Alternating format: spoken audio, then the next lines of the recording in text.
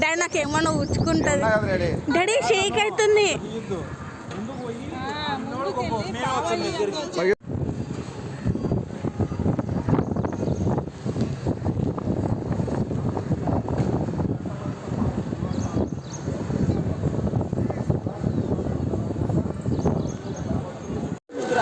అంతేకాదుగా అన్నదానం చేయకూడదు. అన్నదాన కార్యక్రమంలో పాల్గొన